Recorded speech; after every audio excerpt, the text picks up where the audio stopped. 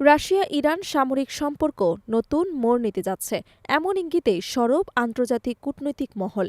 রাশিয়ার পঞ্চম প্রজন্মের সু-57 যুদ্ধবিমান রপ্তানি নিয়ে সাম্প্রতিক ঘোষণার পর জল্পনা তুঙ্গে।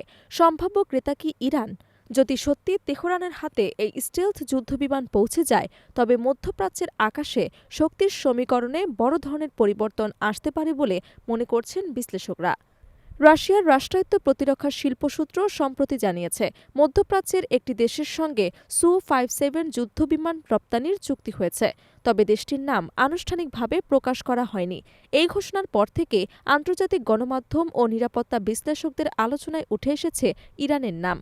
যদিও মস্কো বা তেহরান কেউ বিষয়টি নিশ্চিত করেননি, তবে দুই দেশের সাম্প্রতিক সামরিক ঘনিষ্ঠতার প্রেক্ষাপটে জল্পনা আরও জোরদার হয়েছে। সাম্প্রতিক বছরগুলোতে রাশিয়া ও ইরানের প্রতিরক্ষা সহযোগিতা উল্লেখযোগ্যভাবে গভীর হয়েছে। ইউক্রেন যুদ্ধের সময় রাশিয়াকে শাহেদ সিরিজের ড্রোন সরবরাহ করেছে ইরান, এমন অভিযোগ পশ্চিমা দেশগুলোর।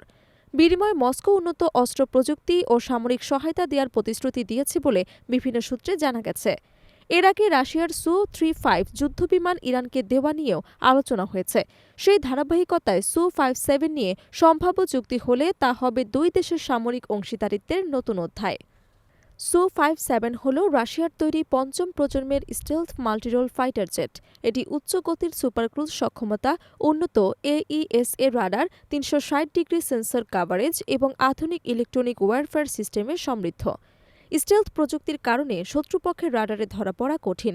একই সঙ্গে আকাশে আধিপত্য প্রতিষ্ঠা, দূরপাল্লার এয়ার টু এয়ার মিসাইল নিক্ষেপ এবং গভীর স্ট্রাইক মিশনে অংশ নেওয়ার জন্য এটি ডিজাইন করা হয়েছে। আন্তর্জাতিক বাজারে এটি রাশিয়ার সবচেয়ে উন্নত যুদ্ধবিমান হিসেবে বিবেচিত। ইরানের বিমান বাহিনী দীর্ঘদিন ধরে প্রযুক্তিগত সীমাবদ্ধতার মুখে রয়েছে। দেশটির অধিকাংশ যুদ্ধবিমান 1970 ও 80-র দশকের পুরনো প্ল্যাটফর্মের ওপর নির্ভরশীল।